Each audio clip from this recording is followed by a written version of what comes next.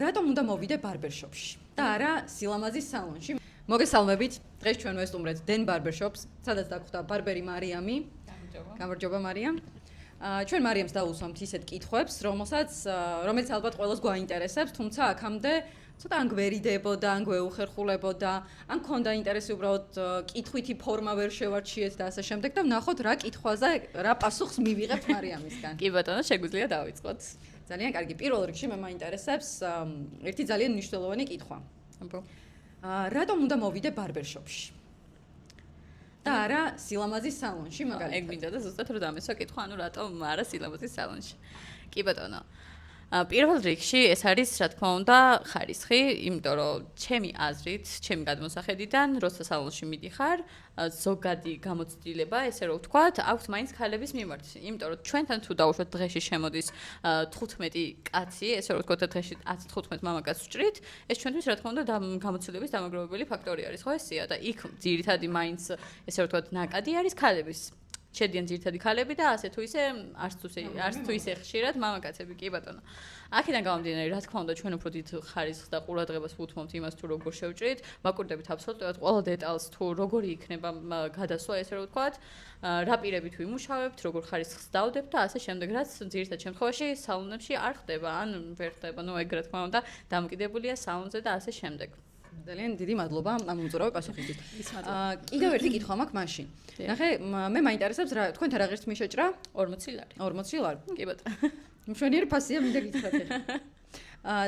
რა განსხვავება, მაგალითად, 10 ლარად შეჭრილ ნებისმიერ ვარცხნილობას, მამაკაცისას გულისხმობ ამ შემთხვევაში და 40 ლარად შეჭრილ ვარცხნილობა შორის. ძალიან ბევრს აწუხებს ეგ კითხვა, ძირითადად ყავს ხოლმე ისეთი ესე მომხმარებას არ ვწოდებ, იმიტომ რომ ჩვენთან რა თქმა უნდა არ იჭრიან ხოლმე, შემოდიან, თავს კითხულობენ და რა თქმა უნდა რომ რაღაცა ეძვირებათ, ასე შემდეგ არიან, ნუ ესეთი ადამიანებიც ესე რომ ვთქვათ, მაგრამ ნუ აი ესე მაგის ახსნას ძირითადად ვერ ვუხსნით ხოლმე და ამდენ დროს ვერ ვხარჯავთ ხოლმე მაგაზე რომ აი ძირითადი რაც არის ისინი ავუხსნათ და მოდი ახლა რა თქმა უნდა მე ზუსტად ეგ მინდოდა რომ მეთქვა რომ აი რაღაცა ეს ინფორმაცია მეც მინდა რომ სხვებმაც გაიგონ, სხვებმაც ნახოს თუ რატო.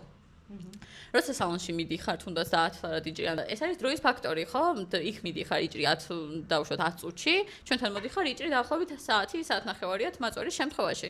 ჩვენ რა თქმა უნდა ამაში რომ დროს და რესურსს ვდებთ, პირველი ეგ არის ჩვენთვის რომ ესე ვთქვათ ფასის ფაქტორი, შემდეგი ის არის რომ ვაკურდებით პირებს, გადასვლებს, სალონში რომ მიდიხარ და იყენებენ მხოლოდ ერთ პირს ან ორ პირს დავუშვათ, ჩვენთან აქ მთელი ის გვაქვს აწყობილი ესე რომ ვთქვათ და მე თუ გინდათ კაცში ჩასვით რომ რამდენ პირს ვიყენებთ და ეს რაღაცა ერთ პირზე კი რა თქმა უნდა მანქანის პირებს გულისხმობ 0-დან დაწყებული ესე რომ ვთქვა და 10-მდე შეიძლება და 6-მდე შეიძლება რომ ეს რაღაცა პირები ვცვალოთ და არა ერთხელ არამედ ბევრჯერაც მოგვიწიოს ასევე მაგრატოს ვიყენებთ ასევე ვიყენებთ ფირიროვკას რომ ყველაფერი ესე რომ ვთქვა ჩასმული იყოს მთლიანი ეს ფეიდი ესე რომ ვთქვა და კარგი ხარისხი დავდოთ რაც მთავარია რა და ესე რო გითხრათ არის დროის ფაქტორი მოკლედ რო აგიხსნათ და არის იმის ფაქტორი რომ ბევრად ხარისხიანი შეჭრა არის ანუ ძვირია, მაგრამ ხარისხიანი. ძვირია, მაგრამ ხარისხიანი. შეიძლება კლიშეა, შეიძლება ვიღაცისთვის ძალიან ისეთი იყოს რომ რაღაცა, მაგრამ რეალობაა რა, მითი არ არის რეალობა. ბევრად კარგ ხარისხს ვხვდები. არ მაქვს ყველა ბარბერშოპზე საუბარი, შეიძლება რაღაცა ბარბერშოპი პროსტა გახსნან და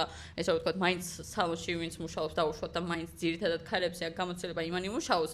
ანუ ჩვენ ვსაუბრობ აი დენ ბარბერშოპში რაც ხდება მაგაზე, რომ ძირითადი მაინც კაცებზე გვაქვს გამოცდილება, ძირითადად მაინც დიდ დროს ვუთმობთ მომხმარებლებს და ეს საათი და საათნახევარი ჭირდება დაახლოებით ჩვენთან თმაწვერის შეჭრას. თმის შეჭრას დაახლოებით 40-დან 45 წუთამდე და რა თქმა უნდა 40 და 45 წუთი რო გუნდებით მომხმარებლის შეჭრას, ესე რომ ვთქვათ, ვიღებ დღეში 10 კლიენტს, სხვაგან სალონში შეუძლიათ 50 მომხმარებელიც მიიღონ. ესე რო გითხრათ, მოკლედ და მაგრამ შეჭრა 10 ლარად. ხო, შეჭრა 10 ლარად. ვერავის ვერ დავაკნინებ, ვერავის ჯიბეში არ მე არავის არ ვაკნინებ, პირიქით ყველა შრომას ვაფასებ. უბრალოდ ეს ჩემი აზრი და ანუ შეხედულებაა და რეალობაც ასე რომ ვთქვათ. კი, მესმის, სხვის ჯიბეში შევეხე. შემთხვევით. და ძალიან მინდა რომ თქვენ ჯიბეში რამდენს გამოვიმუშავე. უკვე ძალიან კითხვა. რა თქმა უნდა, იმიტომ რომ ყოველთვის ძირითადად მომხმარებელი რო შემოდის თუნდაც ჩვენთან, აი რო ჯდებიან რაღაცა ძალიან უხერხულად იმუშავებიან, ხოლმე გვეკითხებიან, მაგრამ ძალიან ბევრს აინტერესებს თუ რა შემოსავალი გვაქვს დავუშვათ თბილურად ჩვენ.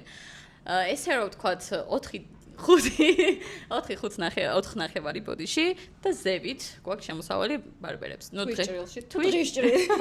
ნეტარ დღის ჭრილში იყოს, მაგრამ არის თვის ჭრილში. კი, 4 ნახევარი და ზევით რა გააჩნიათ ეს და ასე შემდეგ. ამინდებს დიდი მნიშვნელობა აქვს და კი, ანუ ბარბერზეც არა თქმა უნდა დამოკიდებული, იმიტომ რომ შეიძლება მე დავუშვათ ჩემი მომხმარებლების ბაზა მქონდეს დიდი და სხვას არ ქონდეს მაგხელა ბაზარა, ხო ხვდები და შეიძლება ვიღაც გამოიმუშავებდეს არა თავისი კლიენტების ხარჯზე, არამედ შემოსული ესე რომ ვთქვათ ბარბერშოპის ხარჯზე რა. იქიდან გამომდინარე რომ მე ესე რომ ვთქვათ ბევრი მომხმარებლის ბაზა მყავს, ну 4-5-დან ზევით. ძალიან კარგი. იმედი ამბობ გავეცი პასუხი ხო? მადლობა ძალიან დიდი ამ უწურავ პასუხებისთვის და გისურვებ რომ უფრო მეტი და მეტი გამოიმუშაო რა თქმა უნდა.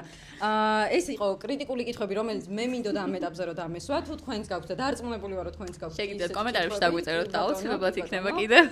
თქვენ კითხვებს მე გავაჟღერებ და ვაიძულებ რომ პასუხები გავცენ. ამ უწურავი რა თქმა უნდა რომ ყოველთვის იყოს საინტერესო. თქვენ კიდე მადლობა გულშემატკივრებისთვის, თითოეულ მაყურებელს და რა ვიცი, მისამართს დაგიტოვებთ კომენტარებში. მადლობა დიდი რომ გვიყურეთ.